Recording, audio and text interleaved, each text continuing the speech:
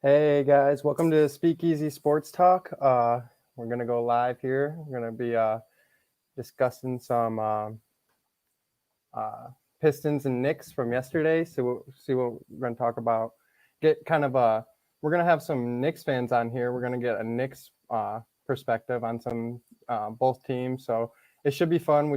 We're gonna see what who comes in here today. We should have a bunch of different perspectives on things, and it's gonna be fun. So we're just kind of waiting on some people to come in the chat now. So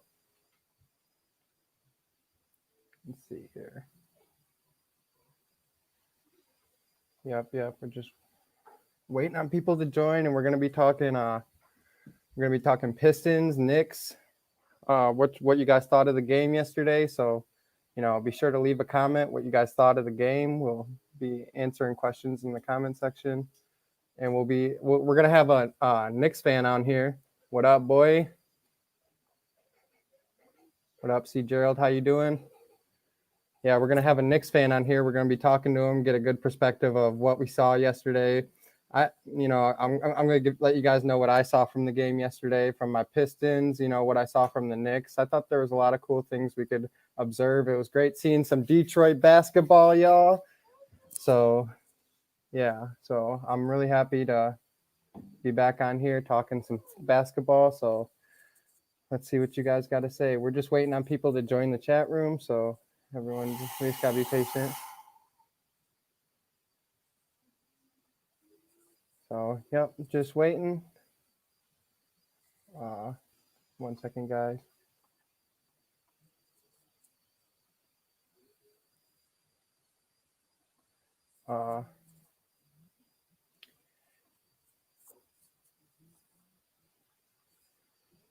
Yep, just waiting on my guy.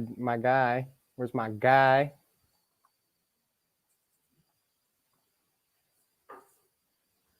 Oh yeah, I thought I was gonna see a bit better showing from Plumlee yesterday, and we really didn't. So hey, it's whatever. I think we're gonna eventually down the line get a bit better showing. But I'm excited for guys like Isaiah Stewart and even Okafor. I thought they had a way better showing.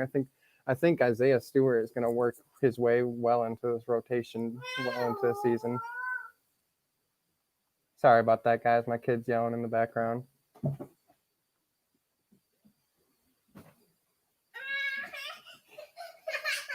Sorry about that, guys.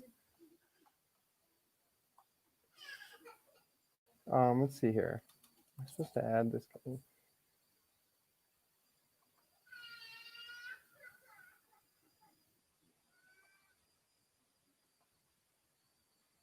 Here, guys. Sorry. Yeah, I think so too. Third or fourth preseason going to come around. These guys are going to be looking tough. We got a couple guys out there who were already looking tough. Sadiq Bey was looking like a seasoned vet. Sees Stewart going to take that starting spot sooner than later. I don't disagree, brother. I think he's about ready to take that starting spot. It's great seeing those Pistons out there yesterday. Oh yeah. I've been saying this for a minute. I've been saying Stewart's motor and just drive to play the game. That can get you playing time just right there. Your drive to play the game, just how bad you want to be out there on the floor. And I thought I see a lot of drive from Stewart. You can just see it in his eyes. You know what I'm saying? So yeah, I thought there was a lot of good things we're observing, and that's what we're going to be talking about today, guys. So like I said, we're live right now, but we're just we're waiting on some people to enter the chat.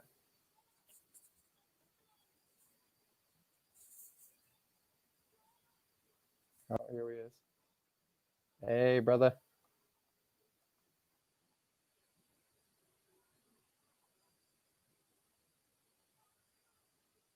Hey, how's it going? Oh, yeah, guys. Real excited to be talking Pistons Knicks. Let's see. We got another comment here. Oh, yeah. Saban Lee is going to make the team, I think. I remember I called it. Oh, yeah. I called that too. Saban Lee is definitely going to be on the team. And I was saying last night, it was me and Easy, we were talking, and I was saying Saban Lee, he might have not showed as much up in the scoring category as you wanted, but his plus or minus, I think he had a plus or minus a 9. Like, he's just good with the ball. He makes good decisions. Sorry. I didn't know if you were ready to be added or not. Sorry. Hey, what's going on? How are you? Good. How's it going, brother? Good. Hey, Excited welcome. for Knicks and Pistons, man. Oh, for real? I know, man. It was awesome seeing him play last night, huh? Yeah. Hey, about time because I haven't said Friday night Knicks on MSG in a long freaking time, and it felt good to say that. Oh, I bet. Yeah. Oh, yeah. This is our local Knicks fan right here. This is our Knicks fan on Easy Sports right here. So, uh, Talk Easy, Speak Easy Sports Channel. Yeah, this is our buddy right here, Shawn. Kiernan. Sorry, say your last name real quick. Kiernan. Yeah, I'm new to the channel, so I'm just learning everyone's names too, guys. So this is Shawn Kiernan. He's our Knicks fan in the channel. So it's awesome that we get these double perspectives because I'm a big Pistons fan myself, so you know how it is. So man, so quick question. Here and I'll ask you first, and then you can ask me. Like, because as a Pistons fan, we always kind of like to get a different team's perspective on like what they saw from us. I know you guys won the game, but did you see any bright spots you thought you saw from the Pistons? Actually, to be honest with you, I did. I do like the rookie that you drafted, Isaiah Stewart. That's somebody I wanted desperately. Like that was a guy I wanted, arguably in the late first round with our second pick. We ended up going with Emmanuel Quickly, who I love too. But Isaiah Stewart, I believe he's from Rochester, New York. So he's a guy that, and he's actually my age, and we have the same birthday, May 22nd. So yeah, so that's a guy I really wanted. And I was like, man, you want something? He could fit in nice with the Knicks. But hey, I think you got a good steal in Isaiah Stewart. I like him a lot. Hey, we'll trade you for Obi Toppin. Just joking, but hey, if you asked me the same question backwards, I'd tell you that would be the first name that probably popped up in my head is Obi Toppin was looking mean last night. Mm-hmm. And Yeah. he was looking like a seasoned veteran the second he stepped on the floor, and I just felt that from him. Like I almost knew he was just gonna go good because he had like a freaking 2K takeover the second he entered the floor. It felt like it was like he came in right. What was he scoring, like 20 points in college or something? It felt like he stepped right back into that role. That's what it kind of felt like for me. So I don't know if you guys had the same perspective on that. I definitely did. And there were, a few missed opportunities where we could have saw more dunks from Toppin because whether it was a missed, pass on Elfrid or Dennis Smith, but it was pretty on the most part, 11 points for him. He had a big chunk of minutes. I appreciate that Coach Tibbs gave him because that's huge. That proves that hey, we trust you coming off the bench as a rookie, and that's what he needs. Just trust right now. And I've been saying that from the start. Even with like Killian, I think he only scored 5 points, and that's our biggest rookie. So, it's whatever. Just the fact that you're allowing him to start these minutes and just go in there, and no matter what, play tough. It's all going to pay dividends in the end. And even with your guy Obi Toppin over there, it's the same story. You just, no matter how he plays, no matter what the score sheet says, just let him play because these guys are going to be great. So. And that's really all that matters. And when you're giving them these reps, you got to get that confidence in them early because then it's going to pay big dividends when that season starts. So. Mm-hmm. Yeah, and that's another thing too because I know originally when the Knicks drafted Obi Toppin, a lot of people are just okay. He should be a lot more NBA ready because he's more of like a veteran type prospect because he's closer to 23. And I was hold on a second because you just got to treat him just like every other rookie. This guy needs to adjust to the NBA level, and he hasn't done that yet. That's his first game, and he has to adjust to that.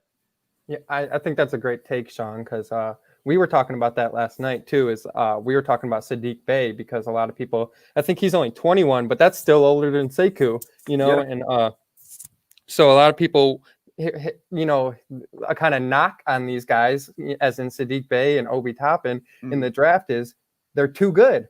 Yeah, you get a knock on these guys because they're too good and they're too NBA ready and stuff. So the NBA is all about floors and ceilings and stuff like that. So they always want to draft high floors so the ceiling can be extremely high. So when these guys are closer to the ceiling, they get kind of scared. But a lot of times you got to take these guys because they can play now.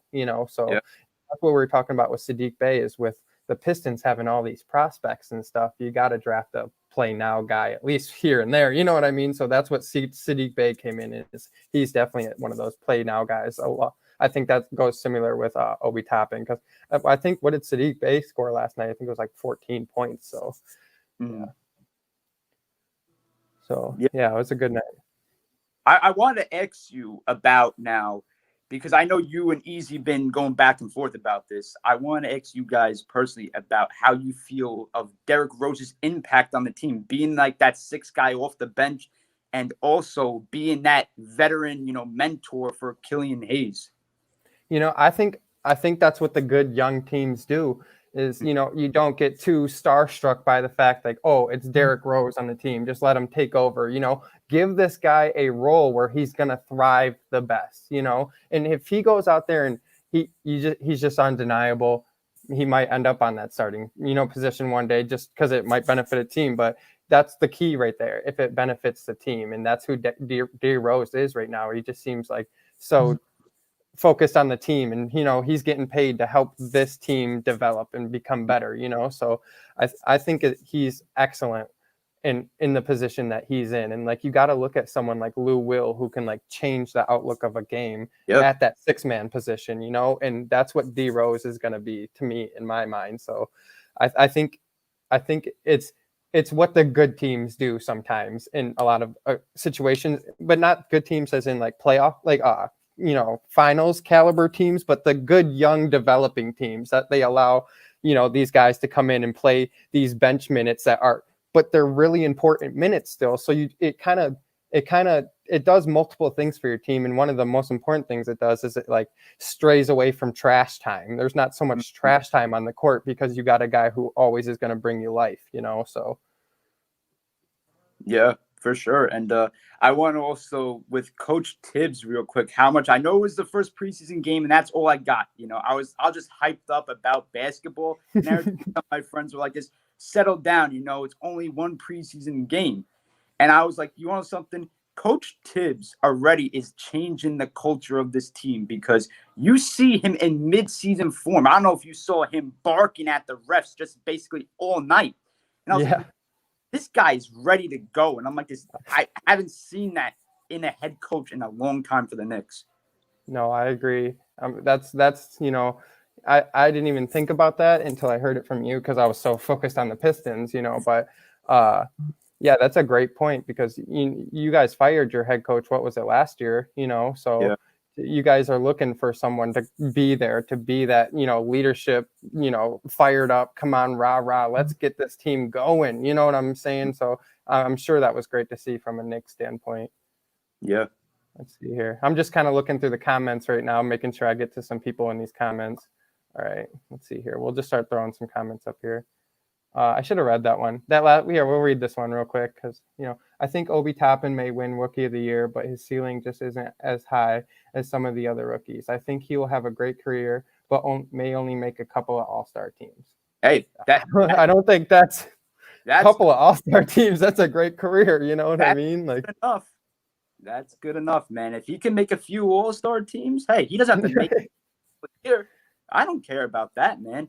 As long as I see, progression out of you each and every year. So if you keep on improving your game on both sides of the ball, I don't care what happens, man. That you make the All-Star, the fans will vote you in. You deserve it just based off your play. When he first entered that game, he looked like a dang slimmer LaMarcus Aldridge to me. I swear. He just had that basketball IQ. It was, you know what I'm saying? It was good. Mm-hmm. But and it was a +11 for Saddiq Bey. Oh yeah, he was doing really good. Mm-hmm. Oh yeah, that's what it was. I think it was. I was comparing somebody else. I forget what we watched that video last night. We had whoever that comment was, Brian's Ghost. We had a nice video last night where we were discussing a whole bunch about Saddiq Bey and Killian Hayes and stuff like that. So that's a good video to watch. But here, I'll get to some more comments here. I'm stuck back behind in these comments right now, so I'm trying to get back in them and play it. And Saban is good playing suit guy. Yeah, I feel you, bro. Here, guys. I think I got one for you, Shawn. Shawn, would you rather your team have the last night or Oh, there you go, Shawn. You can read that one out loud if you want. All right. So who would I rather have on my team after last night's game, and considering their ages between Killian Hayes and Obi Toppin? This is a really good question because the Knicks still desperately need a point guard. That is no secret whatsoever. And, I feel like that's what's pushing this team back. You know what I mean? Like they obviously out on Fred VanVleet. Obviously, we know that he wasn't going anywhere because he loves Toronto. So he wasn't leaving there. I think the Knicks would have loved to have him, but he wasn't leaving Toronto. I would have loved to see him, but, There was a little bit of speculation on him maybe coming to Detroit before Killian Hayes hype too. So he's a good player too. I think he's a good player. Mm-hmm. Yeah. So to answer your question, the only reason why I'm gonna stick with my guy Obi is just because there's too much. In the draft process, man, I kept on saying, I was texting one of my friends. We were going back and forth, and I was like, oh my god, Obi's gonna. And this was at like pick 4. And I was like, Obi's actually going to fall to us somehow. I have a gut feeling that's going to happen. And I'm like, we cannot pass on this if that's going to happen. Because I knew you guys. I think there you go. Sorry about that. Mm-hmm. Okay. All good. But what were you saying, bud? What happened? Oh, shit. Whoops. Oh, no, you're all good. Here, I'll give you a second. Oh, sorry. There we go. I can't hear you. Oh, you can't hear me? No, I can't. You're cutting in and out for me for some reason. Damn it. Wait, you're good now. Talk again. Okay, I'm good now? Nah, you're good. I don't know why it does. For some reason it does in and out. But no, I'm going to go with my guy Obi just because, like what I said, I remember when he was at pick 4, he was going to end up, I had a gut feeling he was going to drop to us. And as Detroit was coming on the clock, I'm like, okay, I knew they were going to select Killian Hayes. And I was like, oh, we're definitely getting top. And there's no way they pass up on this. Because a lot of draft scouts are like, all right, they're going with Tyrese Halliburton. And I'm like, no, they're not. No. That's not going to happen. I'm like, they're going to go with the hometown kid, Obi. And I think there's something about this kid that's going to bring the, Garden crowd. Whenever we're back in the Garden, whenever that happens, it's going to be electrifying, man. It's just something about this kid being a more experienced draft prospect. And I think that's what it boils down to, just being more experienced. And he's going to, electrify the crowd every night. No, I totally agree with you, Shawn. I think he was an excellent pick. What was that? That was the 8th pick, right? Yeah. Yeah, that was a excellent pick at 8 right there. So I'm often biased just because I'm such a Pistons fan, but what I seen from him last night was excellent. Like, I was just so excited to see basketball last night. I didn't care who was balling. If you were balling, I was excited to see you. So let's see here. The more I watch last night's game, the thing that scares me is that there still doesn't seem to be play for Sekou as far as what his role on the team will be. The more I watched, honestly, the more it just seemed like people were kind of like working on what they were worst at. And, you were getting everyone kind of in the game and trying to get all these different sets in, but you don't want to expose your true sets for the season and stuff like that. So there's so much behind these preseason games. You can't speculate too much, like you almost more want to speculate when people do good rather than when they're not doing as good as you want, because they still have time to get back in. You know what I'm saying? So don't instantly go speculate on these guys that didn't score too much last night, because they're gonna get opportunities and they're gonna come in. And I look at a guy like Blake Griffin. Blake Griffin, I thought, did excellent last night. I thought he was looking like Blake Griffin, And another thing about that is he's going to need a guy to fill those minutes for him, because if Blake Griffin's looking like Blake Griffin, you're going to want to manage his minutes. So you're going to need a guy like Sekou to come in there and manage his minutes. So that's what Sekou to me is. He's just developing in that role to where he can come in and fit nicely right there. Mm-hmm. No, that's a great point. And I feel like, to be honest with you, this is actually a really good problem to have when you're talking about like your question of what his role on the team is, because especially for a young player, that's a really good problem to have, because now that possibly could bring versatility in his game as well. So that's actually going to be huge for the development of Sekou for sure, I think. Oh yeah, that was a great take, Shawn. Thank you. No, that was a great take because me and Easy were like arguing last night about like, is Sekou going to be this? Is he going to be that? So he's going to, I'm sure, Hey. I don't know if he's in the comments right now, but he'll listen to that and he'll be like, that was a fire ass take by Shawn. Versatility, I'm telling you, versatility is a whole new ball game. Like, I'm not even, I always bring that up in a lot of sports. Like, even in the NFL today, I bring that up because I think that's huge. MLB, it's huge. NBA, that's huge, Right. No, I totally agree. I really think I'm excited to just like once these players really start to develop, like go on 2K and play with the Pistons because there is just so much versatility. I love when in a game when you can like switch all your players to different positions and stuff. Like there's going to be a lot of versatility within that team. So, yeah. Here's another one for you, Shawn. Oh, okay. So the starting five that the Knicks had last night. Now, Coach Tibbs was like, obviously what a new head coach would say is that he's going to bring out the starting five as, the hottest hand. That's who he's going to roll out with. In this first preseason game, we saw R.J. Barrett. We saw Elfrid Payton. We saw Nerlens Noel. We saw who else? Julius Randle. We saw those guys. I don't think personally, I'm not a big fan of having Randle getting a big chunk of those minutes because he was up there. I think if I'm not mistaken, he was around the 25 to 27 minute range for the Knicks. And I was like, I would have liked to see Mitchell Robinson get a few more minutes, even though he got quite enough. I think he got about 22 on the night. I think that was good, but Randle, I don't really see a big time role on this team because you look at guys like I said, Robinson. You look at obviously Obi Toppin, they play around the same position. So it's like, it's going to be really hard to see where Randle fits in with this. But I guess it's because the Knicks are like more of the Kentucky Wildcat Knicks, I guess. Maybe that's something why Randle's still here. But yeah, from the outside in, it kind of like feels like a lesser, like a Blake Griffin type role for me in Julius Randle, where they want him to be in that like veteran kind of presence, and you know what I mean, and like stay on the team and make sure that the mistakes are low kind of guy. And he seems to fit that role pretty well from my outside perspective looking in for you guys. I see a lot of like good spots for Julius Randle too. I think he's a pretty tough defender, and he's always, I think he always is good for a bucket. So what I'm saying. So I don't know.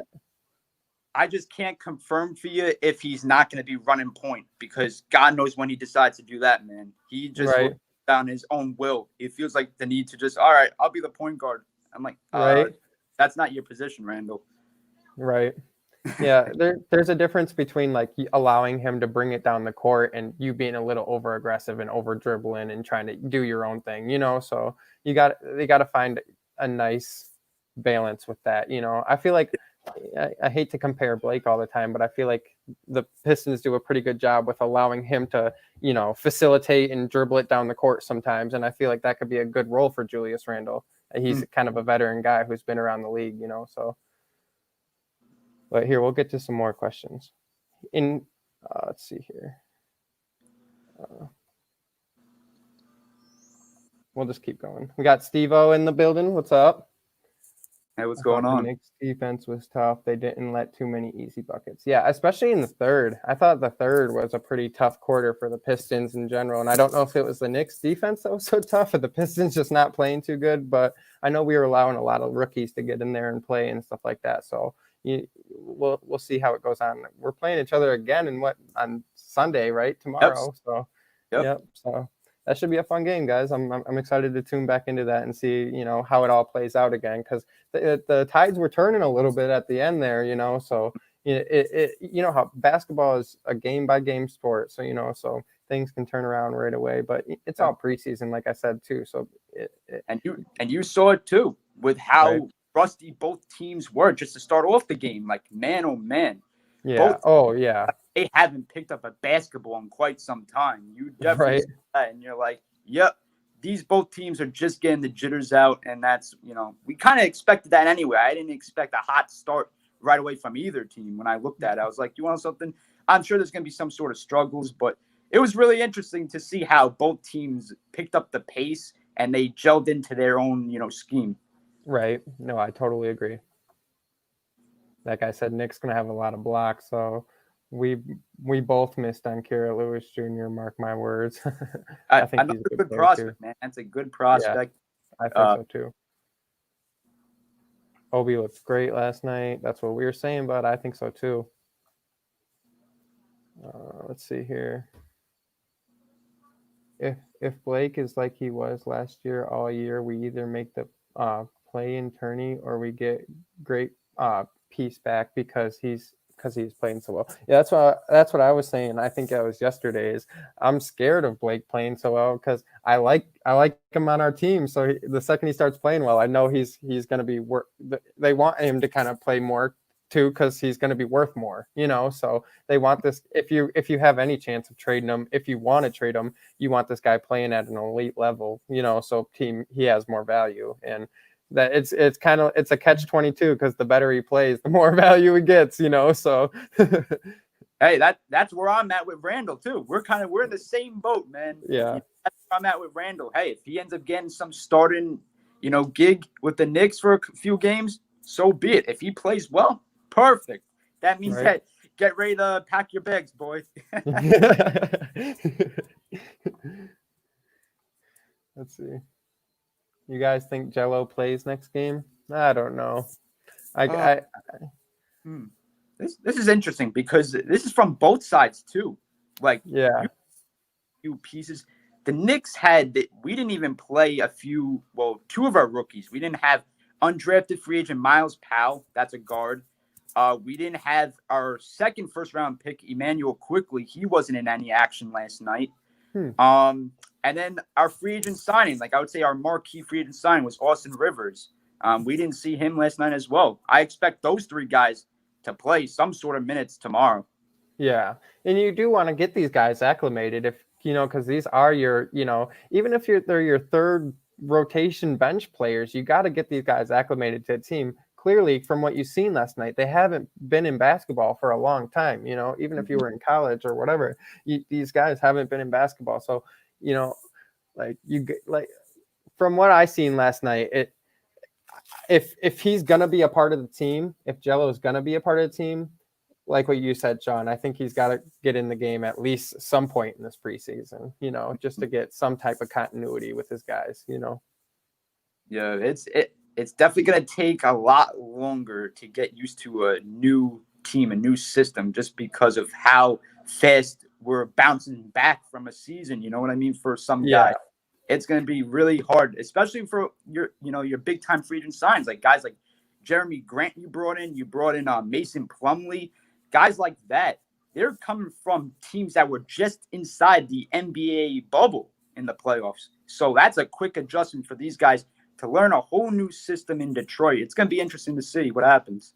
No, I totally agree. And even last night, I mean, you could tell these guys have only been together a week and a half, 2 weeks. You know what I'm saying? So they've only had so much practice time and play time actually on the court together, and it's only been against each other. So this was their first, actually playing against other players who haven't played against other players in a minute. So you can only expect so much out of these guys. But I expect a lot. Even I thought it was looking competitive, even though it was sloppy. It was still looking competitive, and I think we're going to see even more competitiveness come this next game on Sunday. Yeah, definitely.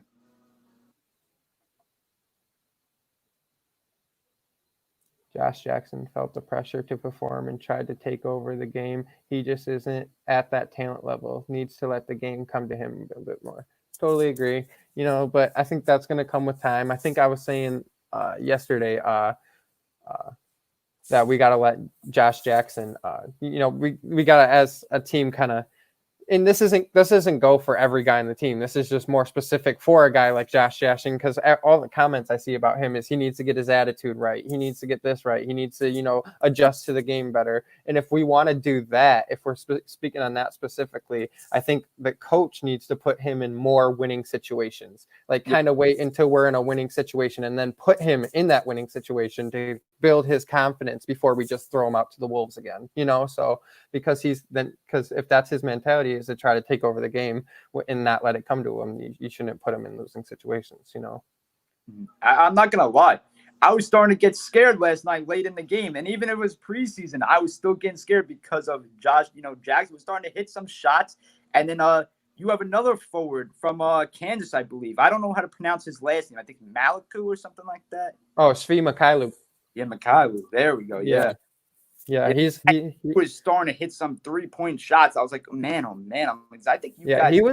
He was in the Svi Mikhailuk was in the Rising Stars game last year, strictly for the fact that he was a sniper for us as in his rookie year for the Pistons. Well, we got him from the Lakers. He was a draft pick from the Lakers, but yeah, he's looking excellent. He's one of those guys that's really extracurricular. He's always in the off season working with these guys. He's working with like the guys who work in the Drew League and kind of stuff like that.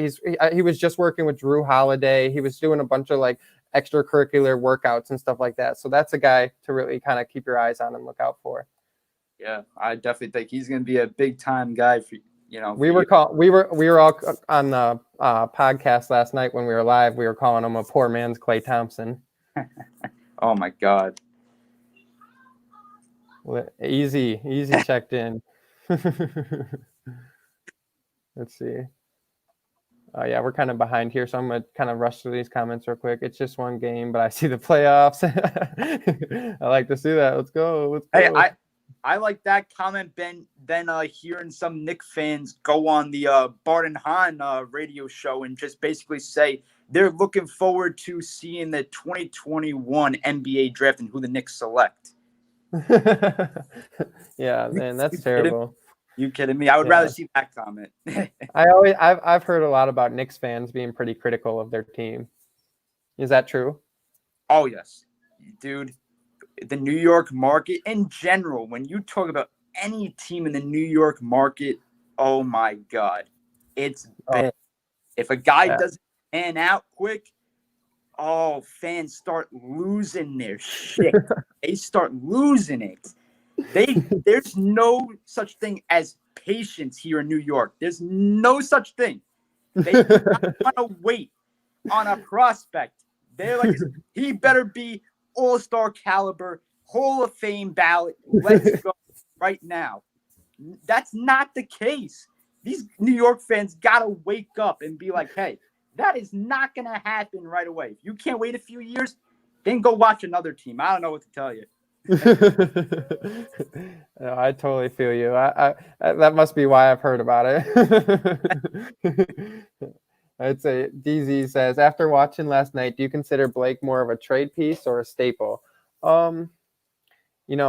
This is a hard one because, like I said, it's like a catch-22. It's like dead even because the more I don't want to be biting my tongue later and say like I think he's a staple because that's what I'm like hoping for, like kind of inside, like because he plays. I just like in my mind, I always just imagine having, Blake Griffin of old. So if we can finally, like maybe by some magical way have, Blake Griffin of old and healthy and not with knee problems, like who wouldn't want that on their team, So, but, if the unfortunate thing is, like I said, if he's playing too good, he might go ahead and be a trade piece. It's better off that if he could play like somewhat to what he was earlier in his career, not saying anything close to what he was back in his, LA Clipper days, but if he could have some sort of potential, like meaning like, hey, I can still play at this level, he could be legit for some team that needs, maybe, I don't know, maybe trade him into the Western Conference eventually again. Who knows what happens? I'm sure a Western Conference team is going to need some sort of help because they want to try to dethrone the Lakers, which I don't see happening. But someone's going to get really desperate, meaning like, hey, we're missing that one or two guys that we think that we could take down the Lakers, and someone's gonna pull the plug and try to make a move for Blake. No matter what Detroit's asking for him. Right. That's a hot take from a Knicks fan, because I would love to see Blake on any contending team. I would love to see Blake on a team that's actually winning games in the playoffs and stuff. That would be pretty awesome to see.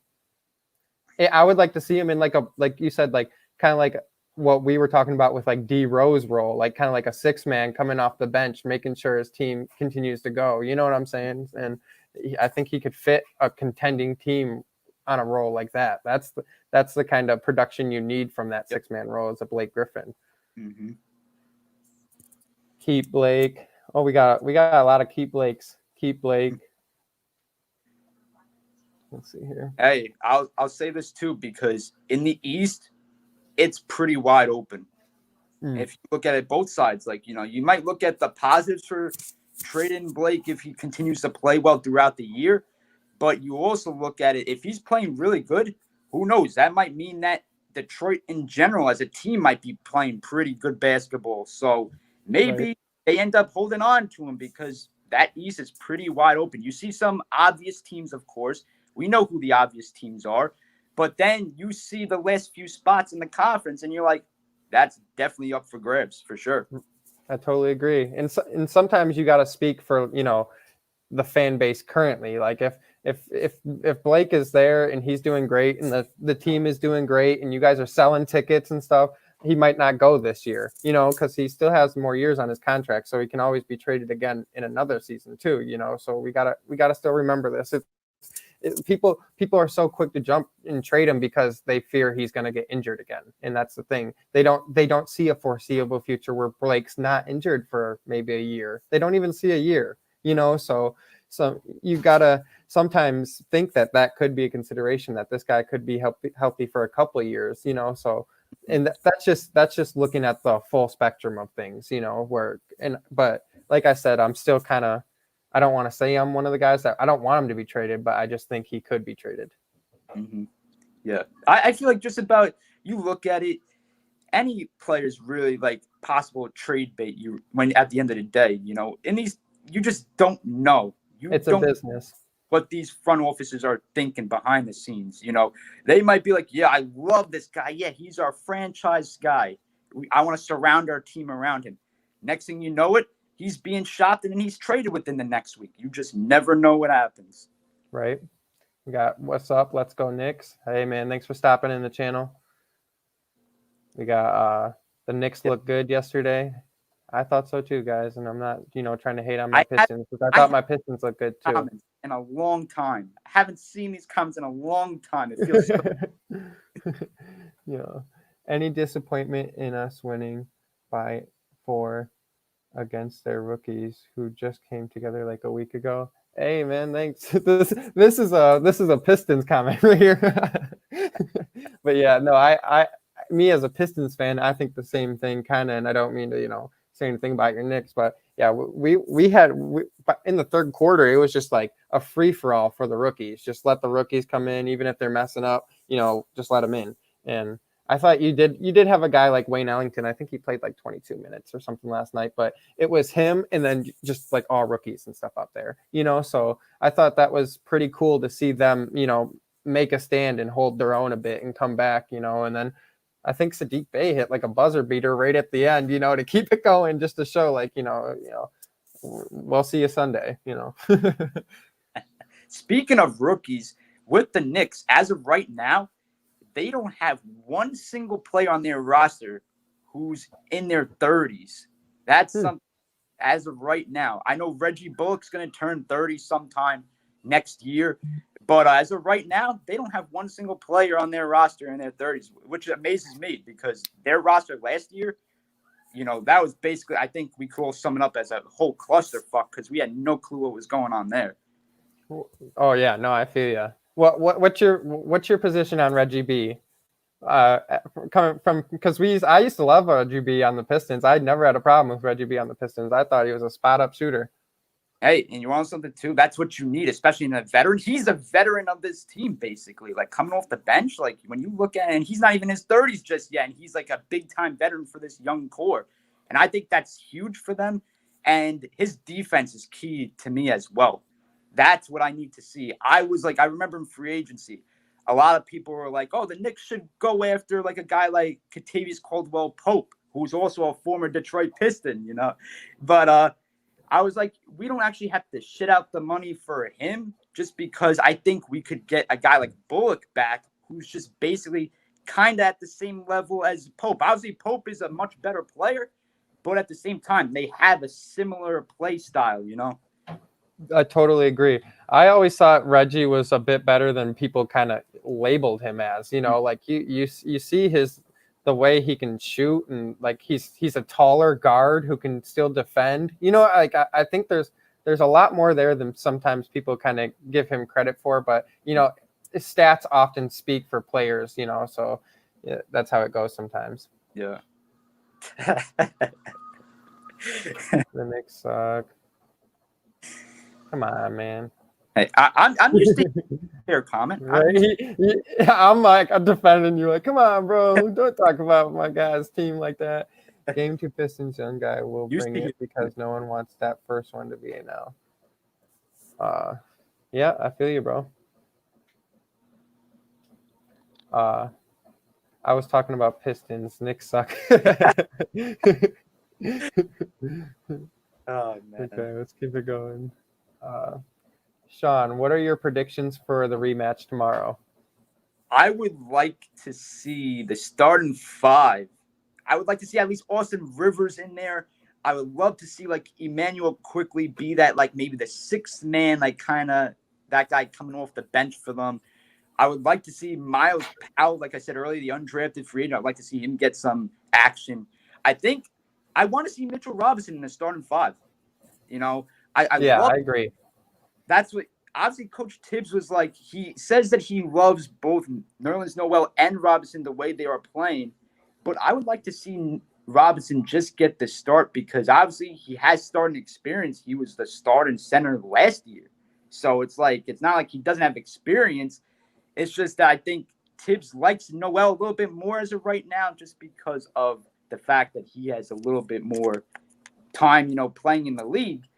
But I do expect RJ Barrett to maybe have a better start to like shooting wise, because from 3-point range, he was 0 for 4 to start off the night. Like he looked bad shooting, obviously, because you know this already with players, how rusty they can be. But It was like scary for me at first because I see him just the way he was shooting. I'm like, man, these shots are not even close. Like some of them were just like way off. And I was like, oh boy. Yeah, I think he airballed one. He did airball one, I believe. I remember seeing that. And I was like, RJ Barrett just airballed a freaking 3-point shot? That was weird. And yeah, I totally feel you. If I were a Knicks fan, I'd want to see some better shooting, but for sure. Yeah, because that brings us to this question right here. Oof, here's the thing with that, because the Knicks had to figure out the right way to use RJ Barrett. And I don't think they figured it out yet. They still think that they might be having him as the 3, as a small forward. I'm not the biggest fan of putting him there. I'm just not. I think that he might be the shooting guard. I think they put him at the 2. That's better. Coach Tibbs is going to like to have him rotate between the 2, I think. But they just got to figure out a proper way of using him. You can't, like, especially in a young player, you cannot be confusing him in what his exact role is. One day he's like, okay, I got to drill my 3-point shooting. I got to work on that more. The next day, it's just like it's something completely different. The Knicks just got to stick to kind of one thing with Barrett. No, I totally agree. And when he was in college, he played so excellent, and he was on the floor with Zion, Mm-hmm. So maybe having a guy like Obi Toppin, who's a bit more veteran, he can play in the pick and roll like that. He's a bigger guy who can, play a similar kind of role to what Zion plays, and be that like other star presence on the team that might, benefit RJ Barrett a bit more because it might be a more familiar system to him, Mm-hmm. And another thing too is that what's the best part about this is that not all the attention is on RJ and Robinson, just like what it was last year. Now you bring in more guys. You bring, Kevin Knox is in another year with the Knicks. Frank Ntilikina another year with the Knicks. You bring in Obi Toppin, Emmanuel Quickly. You bring in some other and experienced guys as well. You bring in. So that lays off the pressure of Barrett. Like, you don't have to pay 100% attention locked in on him. You know what I mean? Yeah. And so which allows him to, work on his game. So then eventually he might be that person down the line, but having these other players such as Obi Toppin who can play now take a little bit off of his shoulders so he can still develop. Yep. Hello, Knicks fans. I salute you guys for sticking with that dumpster fire of an organization. Hey, as soon as you think of the New York Knicks, you go all the way to the top and you think of Mr. James Dolan, the owner. That's who you think of right away. And you're like, that's just a crappy organization. And hey, the way it's run, obviously I'm not going to deny that. Yes, it was a really bad, organization. But now the future is bright because I feel like when you bring in a guy like a Leon Rose, you bring in a guy like Worldwide West, those guys have big-time relationships with each other as player agents. And I think that can help the Knicks in the near future because everybody's like, okay, when are they going to get that superstar free agent? And it's like, that doesn't need to happen for this team yet. That will come to them eventually. It will be here for them in the near future. You just got to wait a few years for that. A lot of people are just, okay, get that big-name free agent right now. No, that's not what you need to do. They will come to you. Let them watch the Knicks, this young core. Let them watch what's on the floor now, and then they will come to you. Totally agree. You got to build that young core so people see, you got the culture. You're committed to winning. See here. It says, Detroit fans, how do you feel about losing Christian Wood? I'm over it, honestly. Well, I think at first I was really upset. I'm not going to lie. I was like, oh, man. Because I was high on Christian Wood last year, but that was when we had a dumpster fire trash of a team, and he was the only thing good to look forward to. Now we got multiple prospects who we kind of are like, okay, this guy could be good. This guy could be good. This guy could be good. So he's not the only guy that was really one of our only prospects we had that were like, oh, Christian Wood might be really good, and he went to another team, and that's fine. If you want to be on another team, be on another team. I'm not, no sweat off my bones, and I think that's how Pistons fans should think right now because he's not on our team. He's not going to be on our team ever again. So, just move forward, Houston fans are jumping up and down right now because they finally got a center again. That's right. what they're losing their minds right now. They're like, okay, now we got two centers. They're praying that DeMarcus Cousins could be something. So they're we got two centers. Let's go. I think there's a lot of pressure on Christian Wood over there in Houston now because he was great on a team that in the Detroit Pistons that was trash last year. So it's going to be harder to be great on a good team too. You know what I'm saying? So there's a lot of expectation out of him. So hopefully he lives up to that. Wood is garbage. Here, we're going to get through some of these comments. So I would like to start Hayes, Bay, Grant, Blake, Okafor. Grant shot will fall. Yeah, I agree. That's a good starting lineup. I was hearing people talk about Bay moving to the shooting guard, and that's pretty interesting to me. I think he has a great shot, great quickness to him, and the guy has a great understanding of the game of basketball, like we were saying earlier. So I think he can play these multiple positions. But we'll keep moving through these comments. Wright, Grant, Jackson, Okafor, Plumlee. Yeah, that's decent. Can't believe Mitchell wasn't starting. Yeah, I know. He'll take that back. I'm not too concerned about that. But yeah, I would rather have him as a starter in the starting five, of course. But I'm not too concerned about that. Dang, my thing's acting all funny right now. Sorry about that. But here. Sorry, my screen's acting all funny right now. Is it looking? Okay, yeah, we're good. Cool. I had problems earlier, so we're good. Yeah, I know. Sometimes she does that, but I think we're all good now. Okay. What do you think of Robertson and Isaiah Stewart comparisons? I was hearing a little bit of those comparisons too. And last year, like I said, our team wasn't good. And I remember when we were versing the Knicks like last year, and I was seeing Robinson, I was like, this dude is looking mean. Like, this is a good player. And I was surprised. Sometimes I talk to New York Knicks fans, and they weren't as high in Mitchell Robinson as I thought they would be. And so from a Detroit perspective, I thought he was a good player. Like, I thought he was excellent in the stop and pick and roll. So I thought he was mean in the paint. I thought he was an excellent shot blocker. So I thought there was a good future for Mitchell Robinson. Yeah, I feel the same way. And like, I know obviously these two players were drafted in different rounds. Mitchell Robinson went in the early to mid second round, which I think was an absolute steal for the team in general. And now you look at Isaiah Stewart when he was drafted in the first round. A lot of people had him in their mock drafts, like closer to the end of the first round, I feel like. And I was like, you want something? I think Detroit, a lot of people were saying they might have reached up for him. I don't agree with that whatsoever. I think where he got drafted was easily the best spot, because I think that he's just going to live up to any sort of expectations you give him. I think he's that type of player. I wanted him. He was really high on my draft board personally. That's a kid I still wish that the Knicks would have got. But hey, I'm just saying you got a great player in Isaiah Stewart. I think you do. I think so too. Thanks for the take. No, I totally agree. I think he's an excellent player. Brings a lot of energy. He has a lot of upside.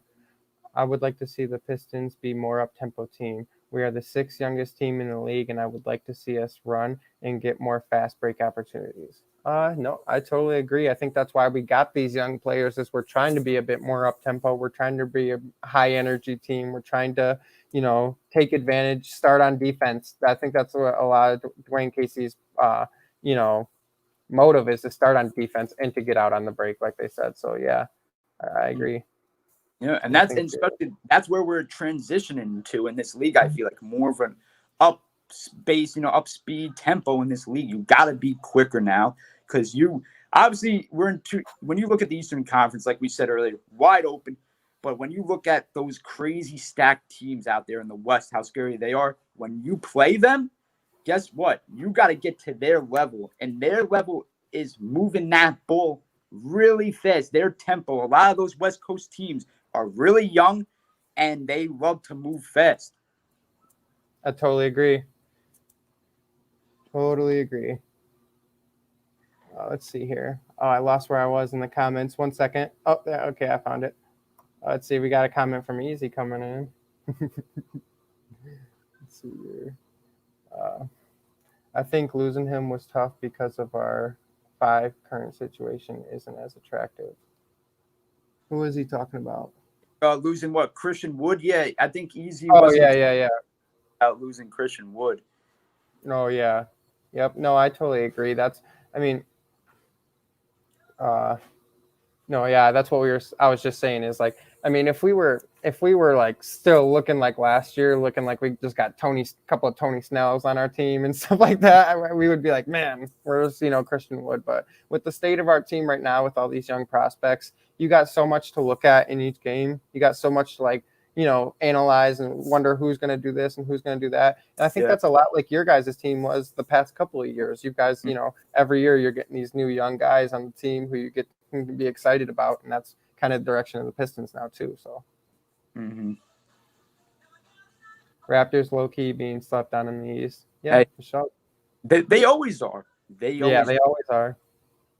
I feel like they were, even with when they got Kawhi originally, I feel like they were definitely being slept on as well. A lot of teams were obviously when they played Milwaukee in a playoff series, they were shocked. A lot of people in Milwaukee winning that series. They thought for sure. They're like, okay. But then Toronto ends up winning. They get to the NBA Finals. They play a Golden State team where, if who knows what would have happened if we had a fully healthy KD. Who knows what would have happened. But, a lot of people were writing them off against Golden State because of just, what the team Golden State had. So, Toronto's always being slept on. That's how I feel. No, I totally agree. Let's see. Stewart is steal. Plumlee will start next game. Okafor will come off the bench, and Stewart will come on before Plumlee comes back. That's a good take. I could see that coming to fruition. You got let's see here. Hey, bud, how you doing? Robert Jack. Tony Ferguson will win today. Ooh, that's we were talking about that earlier. I think we just dropped another video. If you want to go see what me and Easy have to say about that, we did a video with Street Beef's original OG Baby Hulk. We did a video with Baby Hulk, and we were predicting who's going to win this fight. We just dropped it on our Speakeasy Sports channel, so go check that out. Subscribe to that channel and go check that video out. Definitely. I think we're all caught up on the comments here. Let's see here. I wanted to bring up something like when I was mentioning about, how some New York fans are impatient with young talent. A lot of fans I remember in the offseason, they wanted like a guy like Frank Ntilikina traded. A lot of guys were bashing on him. And how I feel about that is that you have to put this in mind. He's going on. This is his fourth head coach already. You believe that? This is his fourth head coach. Yeah, I know. That's crazy. That's insane. He dealt with, you name it, Jeff Hornacek. He dealt with Fizdale. He dealt with Mike Miller. I'm missing somebody else, but he dealt with so many different coaching changes already. It's ridiculous. And obviously, the new one, Coach Tibbs. That's his fourth. There we go. I was missing somebody. I'm like, the new head coach. That's but this is his best coach out of the four. Like when you look at it, this is going to be the best coach for him. Right. And you just got to give a young player like him time to develop. And the Knicks, they don't have a clear point guard still. They really don't. It's obviously a toss-up between Elfrid Payton, Dennis Smith, even Frank Ntilikina. No one knows what the heck is going on there. Once again, it's a clusterfuck at that position. I couldn't tell you. I don't know who's going to be the starting point guard. I'm assuming it's Elfrid Payton, but I thought Elfrid looked pretty good. He had a quick burst to his step. There was one dunk in particular. I was like, who was that? And they're like, that's Elfrid Payton. I was like, wow, he had a quick burst in his step. But it was interesting you said that about like Frank Ntilikina too, because I remember I think it was last year when we were having our down season, there was a lot of trade rumors like Pistons need a point guard, and Frank Ntilikina is one name that kept coming up in those like trade rumors and stuff like that. Like the Pistons might get this guy, and every time I hear Frank's name, I always remember back to that, thinking like, oh, we might get Frank Ntilikina, So it's funny that his name even popped up that much when you guys are like, we're still trying to develop this guy. You know what I mean? Like, yeah, that's the thing though with young players like Ntilikina. You look at Kevin Knox; their name's been popping up for quite some time now, and it's crazy. I just feel bad for these young guys, what they have to go through being a young player in a big-time market like New York, because they hear this every single day that just their name being tossed in, trades. It's like that's absolutely ridiculous. No, I totally agree. It's a hard life living in this business. Yeah, but hey, man, it looks like our views are going down a little bit. We just went over an hour live. All our questions just ran out. So I think I'm going to wrap this up. But great content today, man. I really appreciate you coming on here with me today. That was some good talks. Is there any other questions you wanted to get to before we head out? Or just looking forward to tomorrow's game. Let's go. I know. We'll have to catch back up on this conversation after tomorrow's game, and we can answer some of the questions we had today, going into that game. So that'd be awesome. Yeah. Heck yeah, man. It was great talking to you. I appreciate you coming on here. Hey, thanks for having me. Oh yeah, and if anyone else in the still here in the chat hasn't yet done it, go ahead, subscribe on the channel. We really appreciate it. We're trying to get to 1,000 subscribes, and we're about 200 something away. So I know we're still a bit away, but we're trying to get there. So appreciate you coming on, man. Thank you. Oh yeah, you have a good one. You too.